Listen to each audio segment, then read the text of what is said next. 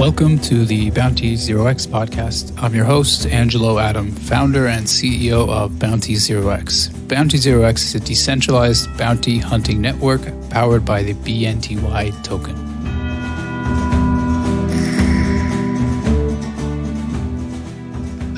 Today is June 18th, 2019, and my guest on the show is Dror Medallion. Did I pronounce that right? Okay. Yeah, that's correct, Medallion. Okay, I'll start. Today is June 18th, 2019, and my guest on the podcast is Dror Medallion, CEO of Stellerro. Dror is a serial blockchain entrepreneur and also acted as CEO of BitJob for the last 3 years and is one of Stellerro's co-founders and active chairman. Stellerro is an Israel-based fintech company which creates, underwrites, and fully compliant digital securities funding rounds for global real estate owners, tech companies, and private equity funds. Stellerro is the market leader in delivering an institutional-grade secure solution for the issuance, underwriting, financial distribution, and asset management of tokenized digital securities. So, Dror, thank you for coming on the podcast to talk about Stellerro. Thank you, Angelo, for having me. That's a nice intro. Thanks for that. Yeah. So tell me, how did you put together this team of folks to work on Stellerro? So tell me about the start of the project and how everything got off the ground. Okay, so first it happened a year ago. We founded a company in Israel. We're based in Tel Aviv. The team is has built from two of my all-time partners, Elad and Aviad. We grew together, so we are childhood friends, and we were also involved in our previous project, and it's not previous, but it was a previous funding, but it's still ongoing. That's BJob. It's a marketplace for students to find relevant jobs online from professional employers, and we founded that startup 3 years ago, and now a year ago, on 2018, we met two other of our partners currently. That's Noam and Liron. So Stellerro is co-founded by 5 partners, and I think everyone at the team is bringing something else and very special to the table. The idea behind Stellerro was actually to find a way to connect between traditional capital markets or traditional private equity investments with blockchain technology. So that was our initial thought. We started as a technology group. What we did was auditing smart contracts. That's the core business. And from then, we just saw the need for any startup or SMB or asset owner to have some kind of an agency or umbrella of services and solutions that he can consume from Stellerro, and not only that smart contracts auditing. And by the way, the auditing part of any smart contracts based on legal aspects and regulation, that's still something we do in-house and we are very proud of. And it's a big part of any security token offering or any digital asset tokenization process. But what we started to realize, and that was a year ago, that the industry is going to that direction. The industry is going to a much more regulated and compliant space. And we are still true believers in that vision.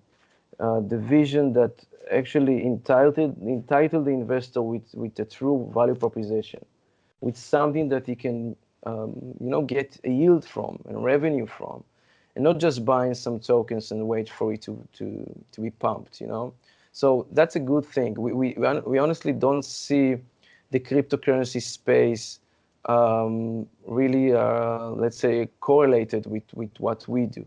We see ourselves as a digital securities underwriter.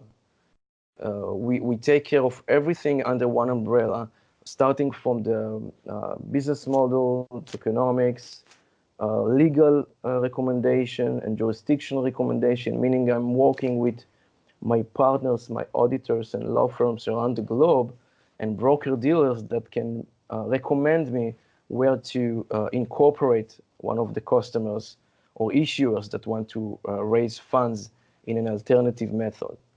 And that was the vision. You know, the vision was to create one umbrella to allow the tokenomics, the business model, the issuance, and finally also the distribution. Because what you see today with some of the most famous issuance agencies, they only provide the issuance of any smart contract, but that's fine. You know, that's like the easy part, I might say. If you ask any students, any student that study computer science, he can tell you that it's pretty easy to code a smart contract. And so what we realized is that any entrepreneur or asset owner, when he's approaching this sphere of the security tokens or digital securities, he needs an operator. He needs someone that will act as a producer of the show, that will combine all of those partners and players from the regulation side to the business side to the financial aspect, and bring everything under one roof. And this is what we are doing in Stellerro. We are taking care of everything from A to Z, including the distribution part at the end. So we are not guaranteeing anything, obviously, but we utilize our investors network and our investors relations from the old capital markets, let's call it, and we add our knowledge in crowdfunding campaigns, and together, you know, we combine the two, and we also offer distribution for those digital assets. That sounds very interesting. So thanks for sharing that with us. So that's interesting because you're also holding an STO yourself. So basically, Stellerro is a platform where companies can go and use your services to issue, digital securities. But in addition to that, you're also having a security token offering for equity and ownership in your own company. So it's kind of like you're practicing what you preach in the sense that you're Exactly. doing a Yeah. security token offering for equity in your company, and at the same time your company offers a service to other institutions and banks and investors who want to invest and issue digital securities. Is that right? Yeah, exactly, Angelo, and thanks for bringing that up. You know, what we decided to do, it was actually, I think, 6 months ago. We had a few customers, but by the way, Stellerro was funded a year ago, and we already have some revenue, of course, and we have active customers. So it's an operating firm that decided to do an STO later on. So it wasn't the initial thought. But the reason we came to this point is pretty interesting, because we had a few customers in the real estate aspect and also on the private equity sector.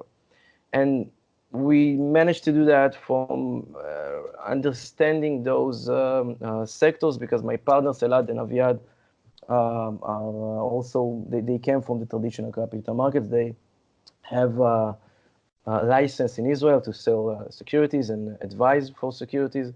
So using our knowledge, we utilized that, and we offered, let's say, services in tokenization of the capital markets, of the private equity funds, of real estate funds, and things like that. But then we realized that when startups and entrepreneurs are knocking on our doors, we offer them an opportunity to raise funds for their startup. And obviously, a startup have its own proprietary assets, right? But it doesn't own like a building.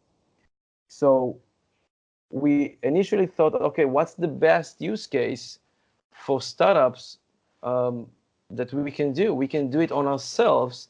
We can build the structure, the legal structure, the business model, bringing the lawyers into the table, bringing all the components, and then use it as a use case for startups and entrepreneurs that doesn't really own a real asset, right? Because it's not funds, it's not private equity, it's not even agriculture. We have some customers in agriculture that want to tokenize their farms. So all of our customers base were real assets, and as the industry calls it, asset-backed, right, securities or digital securities. But then when we were approached by startups, we said, listen, that's the best use case. Let me do that on myself. I'm going to succeed with that. And this structure that I'm building with my partners, with my lawyers, with everything that we're doing now can be next in the future utilized for our customers, you know. So it's in a completely different sector because the private equity fund that wants to raise $100 million using tokenization is a completely different thing from a startup that needs the 2, 3, or maybe 5 million euros in order to ignite his R&D and expansion. So we are honestly trying to bring as many sectors and capabilities to our firm. And then we decided to do that STO for ourselves. It was 6 months ago, and we actually launched it yesterday. So it's the right time to talk about it. So take us through the timeline for companies who are issuing digital securities. So let's say I'm a company, and the first thing that I would do would be to go through the process of issuance and creation of the digital securities. So that involves a group of legal, investment banking, and development teams to come together and decide on the what the security token will represent, and what legal rights it will have, it will title its holders to, and then what type of technology it's going to be issued with. So either like the ERC-4 token, which is being used as a token standard for digital securities, for example, instead of the ERC-20. So then after the issuance is set up, then the investors, there needs to be like an onboarding and management platform for the purchasers of the token to interact and log on, go through the necessary validation process through KYC, AML, and a payment gateway to either purchase or just store those assets on once they've been purchased.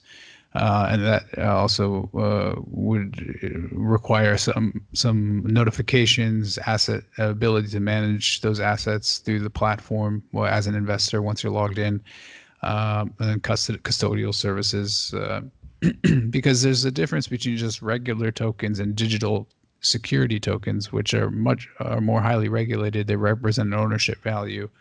They entitle holders to rights. So with that, there's additional legal and compliance requirements that need to be followed. So then the tokens are stored on the digital asset management platform after they're purchased through the portal. And then from there, they can be either sold or transferred. So tell me a little bit about that process. Did I miss any of the steps from the issuance? Yeah. So thanks. That was a good overview, by the way. Let me just rewind that for a second. So, you know, actually, the issuance and technology, it's not the first thing we do here in the process, because usually those asset owners or issuers, they knock on our doors, and we sit with them. We honestly trying to understand what's their business model, and we build that revenue streams together, because sometimes they don't necessarily understand how this business work of the tokenization business. And if you even want to issue a token, a security token, and present that to investors, it got to have a very good value proposition. It can't be your everyday investments that you can find on the stock market or even on the private capital sector. It needs to be something that is unique in this space. And the first thing we do is building the business model, hearing the issue, what he wants to get, what he wants to offer the investors. You know, some project that knocked on our door, we just said no, we don't want to work with you because we don't see any potential here. So I think the business model is the first thing we look at. Then we bring the law firms and lawyers to the table, and we starting to find the right regulation and compliant environment for him. So, for example, If we are talking about funds, Luxembourg is a very good place to do that. If we are talking about real estate, um, actually in the States, it's a good place to do that, obviously for accredited investors, and nothing else. We don't deal with nothing else in the States, but we deal with many regulations also in Europe. So, for example, under the ESMA in Europe, the European Security Authority, we are now incorporated in Spain. And the reason we did that, because under the ESMA, you have an exemption that allows you to sell even for retail up to 5 million euros. So it really depends on the business model. And then when we decided what's the right environment for this issuer, we bring that together and only then we code it. So the security token, and you mentioned the ERC 1400, is one example. We work with other blockchains as well. It can be Stellar or other blockchains that are now evolving to this space. But the issue is to take, one hand will take the business model, the other hand will take the legal parts, and then we code it and we create that security token based on the financial rights and economic rights that the issuer wants to provide, and based on what the regulation environment allows him, because sometimes the issuer can have some crazy things he wants to provide, and it's just not possible. It's too, too risky, or the environment is not ready yet. So the next step will be, and you said that, will be to create the environment for investors, what we call the onboarding platform.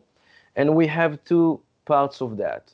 We have the pre-offering onboarding, and we have the post-sale asset management and investors management, because that's two different things. So we already said that we are trying to build a business for the financial market and the real capital market. So you can't just drop those investors after you raise the funds, right? So you got to have a system that you can, a platform that you can manage those investors.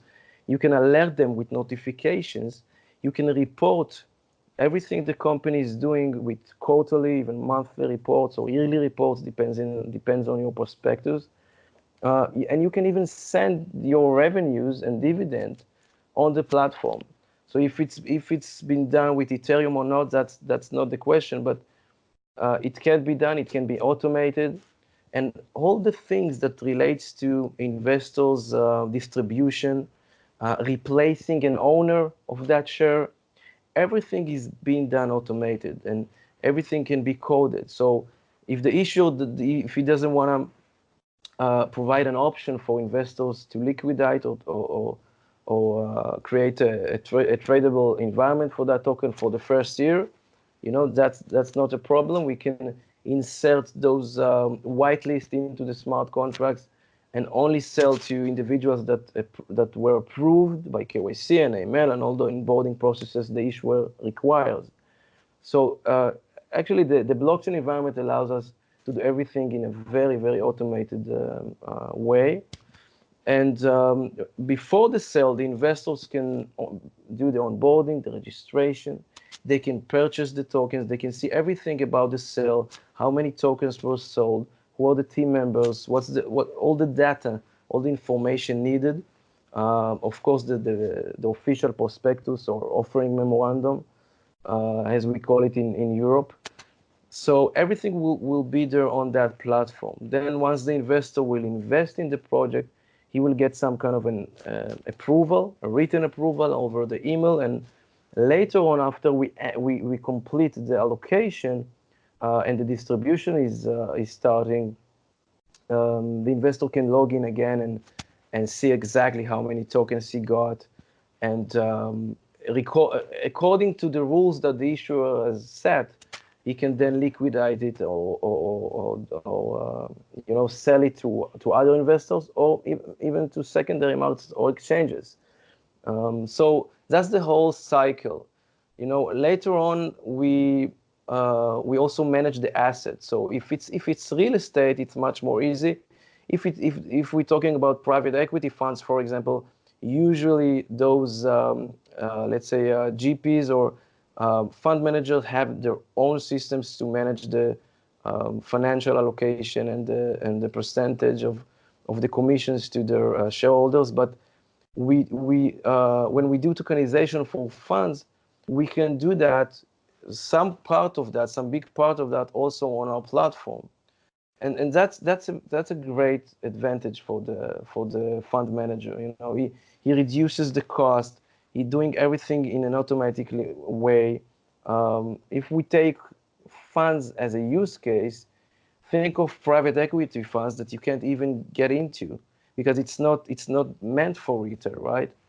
So when you reduce minimums using tokenization, when you reduce locking periods, when you automate all those processes of distribution, the profits, you have a win-win for everyone.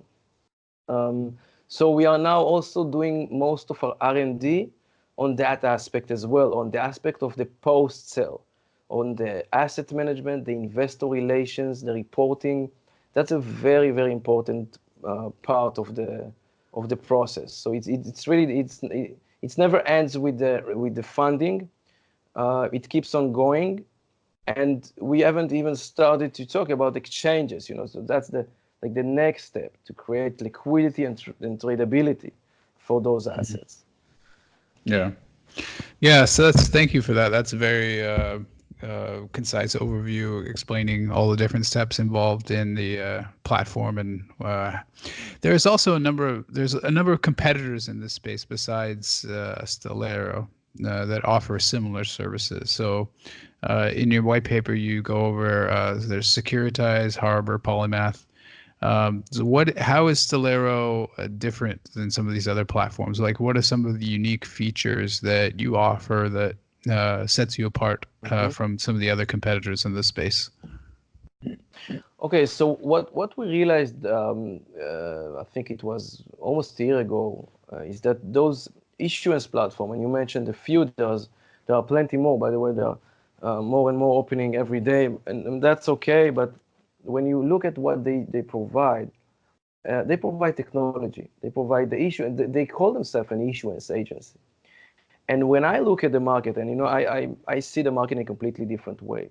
The technology is not an issue anymore. It's a non-issue. It's not like 2017 anymore, that the blockchain was the title.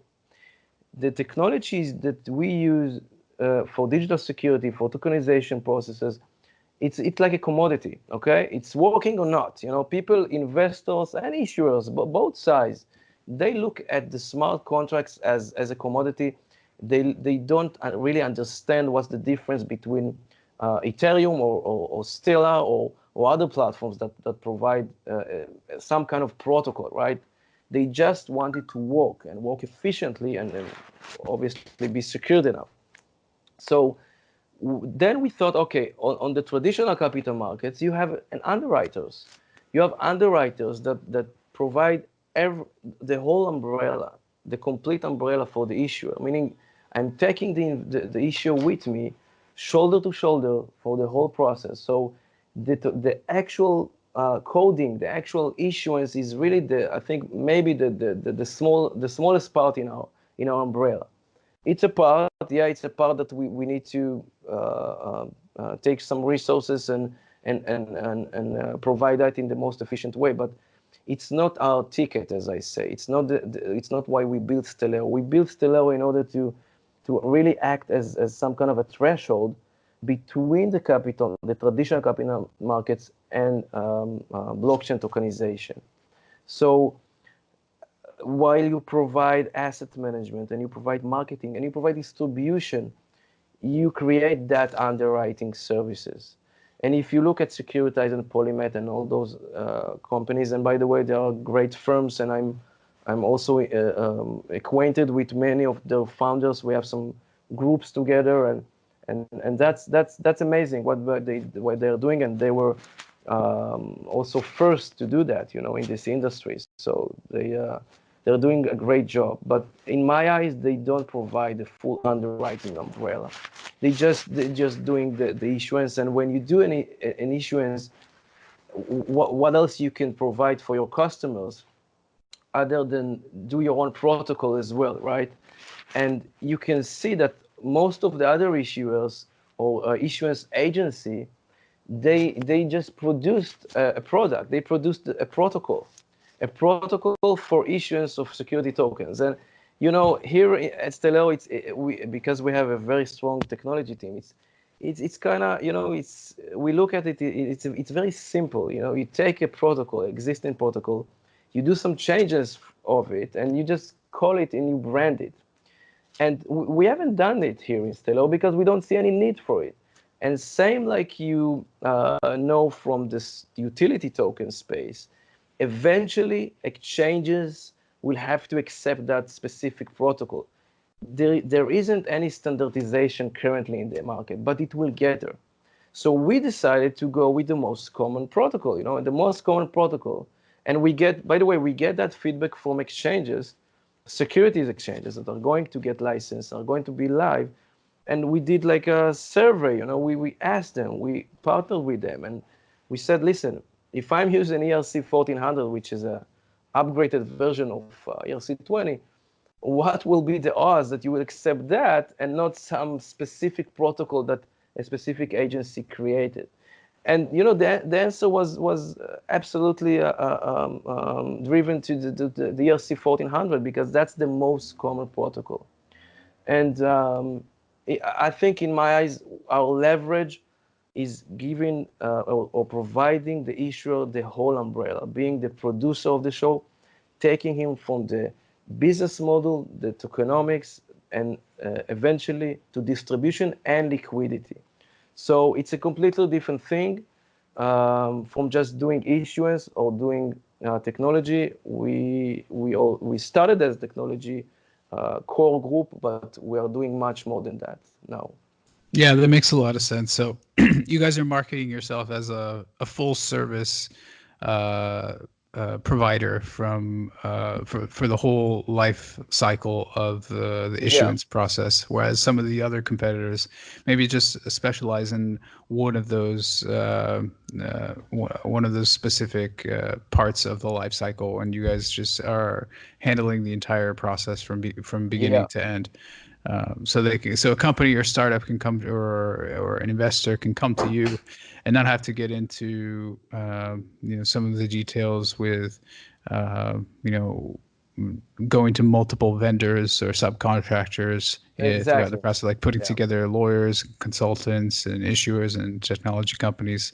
It can be handled all under one roof through one kind of provider, and saving in the process, saving time and money for company or clients who would want to use the service but don't have the expertise on putting a whole team together on their own yeah, for the issuance and underwriting process.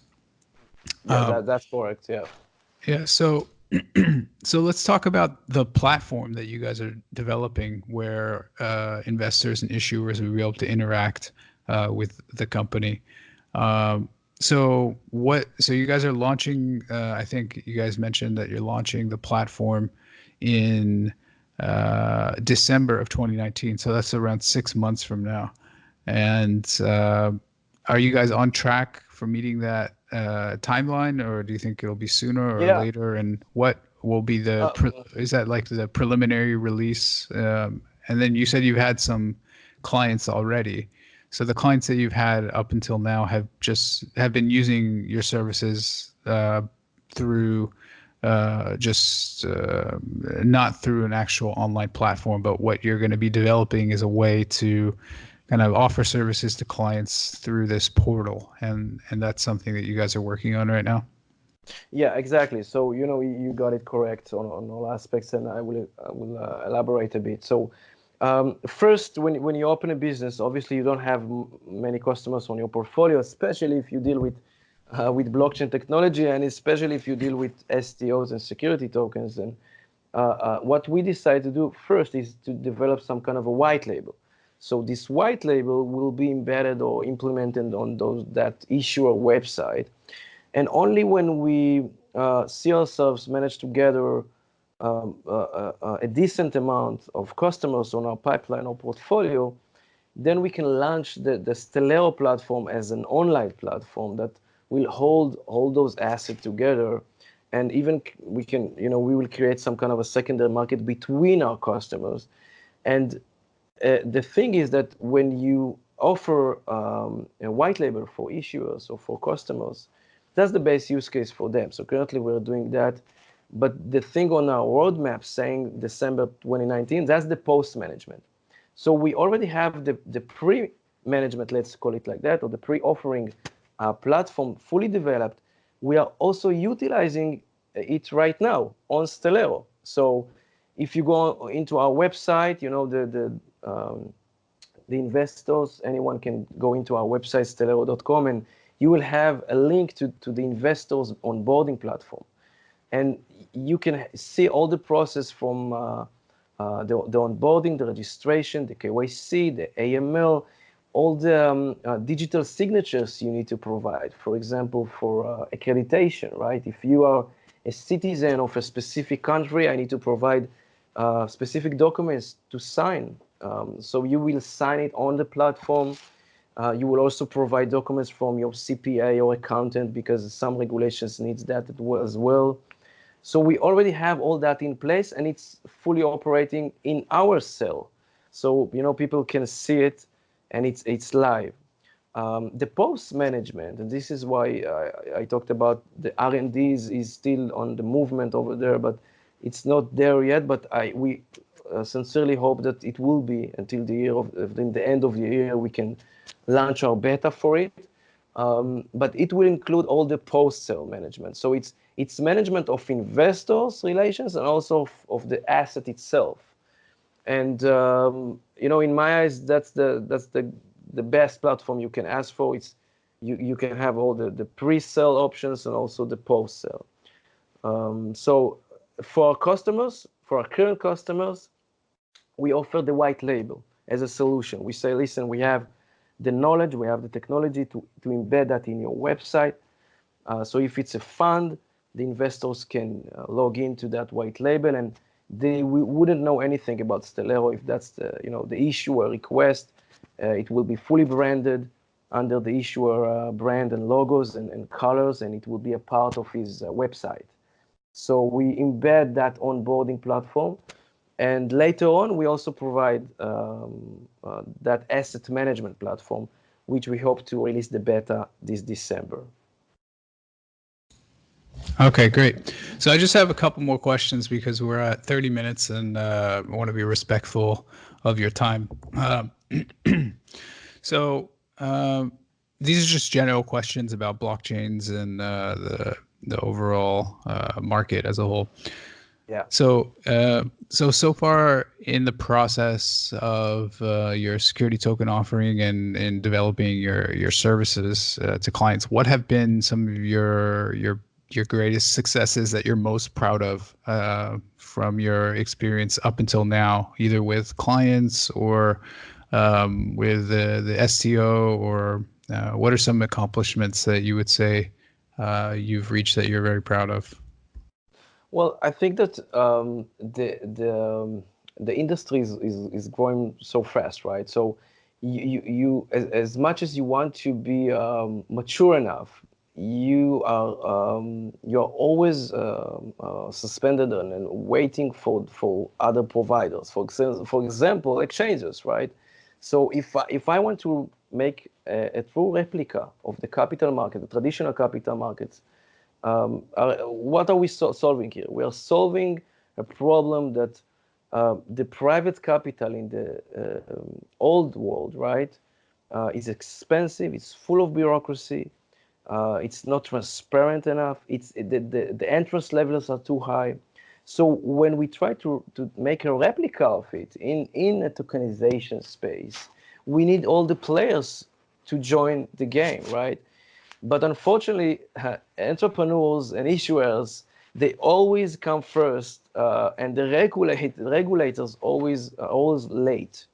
So the regulators are working all over the globe. And what we are very proud of, that we managed to create a full process that are, let's say, that depends on us, right? From A to Z, we managed to cover. We have dozens of regulations that we can work with, but we have at least 5 that are fully operating. Meaning, and this is not something you can take for granted. meaning I can take an entrepreneur and I can create the full structure of the legal, audit, marketing, and distribution. Those four legs, as we call it, four table legs. And I can do that in a fully compliant way. It will be under a specific laws in specific country that we will recommend using our law firms, and it will provide them that issuer an innovative way to raise funds. And that's a completely new thing. It wasn't here a year ago, right? The industry matures with you, but eventually there's the exchanges, there's the liquidity and tradability. At the last step, this is the step that unfortunately, because we are not an exchange, we are not building an exchange technology, unfortunately, I cannot affect that market as much as I wanted. Although we are in touch, by the way, with regulators all around the globe, and we are also sitting in roundtables, and we provide advisory and consulting to this industry. But when you will see exchanges starting to get their license all over the world, you will see something that does not exist today in the crypto exchanges, in the, let's say, utility exchanges or Bitcoin exchanges. And I will explain a bit. The most important things for investors today, and investor, is liquidity. Okay, this is how we see the game. And when you deal with startups, for example, or private equity funds, you cannot create liquidity in the private sector, in the private capital markets, right? If you buy a share with a startup, the only way to see your money back is once the startup is doing an exit, or if you sell that to your investor friend, and that's a complex way to do that, right? So in order to create liquidity in the cryptocurrency space, you need to create more and more financial instrument around that asset. Okay, so if you take what we saw at the ICO phase, you have a utility token that represents nothing basically, and it's not nothing, but it represents a payment mean, for example, right? But nothing in the means of revenue or dividend. And then you only list it on exchange, and that's it. You have one financial instrument around it. But if you think about our exchanges that are in the financial market, like NASDAQ or the SME in Chicago, the futures market, you see that every asset or every share or company share has many, many financial instruments around it. For example, you can purchase a Google share and you will find it as its own stock, right? But you will also find it as a bond, as some kind of a part of an index, as a future, or you will find it in many other baskets that you can invest in. And that will create liquidity. This is why we always say liquidity can be manufactured. You don't need the cryptocurrency space now is full, as we know, right, with trade washing and market making and all the very bad things we don't want to see. And you think about it, you say, okay, what is the difference between the traditional capital markets and blockchain space? And that's the amount of financial instruments. So, for example, if I have a customer that want to liquidate his asset, and he has an hotel in Chicago, or he owned some real estate in Europe, you can take that asset. It's a digital asset now, right? You tokenized it, and you can create a few financial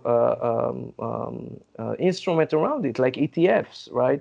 When you create a variety of options to trade, you can create liquidity, you can create the demand. And this is what what the vision is, Stellerro is, and this is what we are trying honestly to push very, very hard behind the scenes with exchanges that are going to be live, with secondary market, with regulators. We are very active in this space behind the scenes in order to really create a replica of the traditional capital markets, but with all the advantages blockchain technology can give you. Yeah, that sounds great. So I'm sure we have a lot that we could talk about again. So we'd love to have you on our podcast another time to cover some more topics, because I have a lot more that I Sure. could ask you specifically about some of the regulators that you guys are working with already, and some of the exchanges, because this is a space. We just basically scratched the surface on all there is to talk Yeah, about. But yeah, yeah. We can talk about it for hours, of course. Yeah. yeah, so Um, thank you. It's been a pleasure talking to you. Thanks for coming on the podcast. Where can people who listen to the podcast and want to learn more about Stellerro, where can they find you? Would you like people to go to your website, or do you have social media, or what's the best way to learn yeah. about you? Yeah. So first, Angelo, thank you so much for having me on your show, and thanks for that. Find us is pretty easy. You can find us on Facebook and Twitter and LinkedIn, and obviously the best way will be to go to our website. We have an online chat over there. We are also very active on Telegram.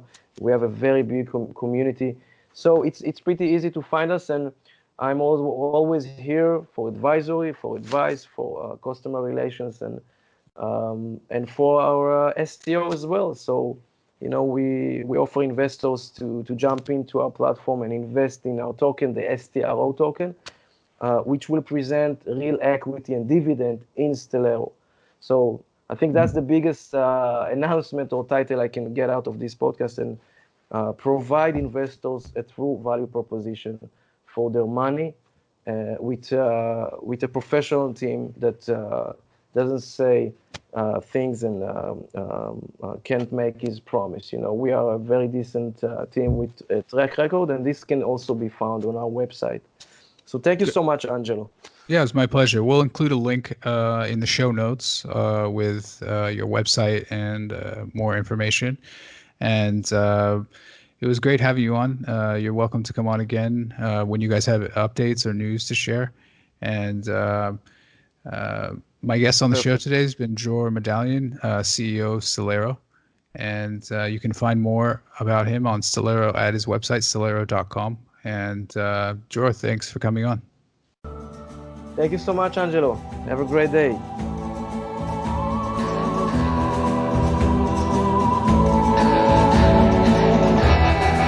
Thanks for listening to another episode of the Bounty Zero X podcast. Please remember to subscribe to our podcast below.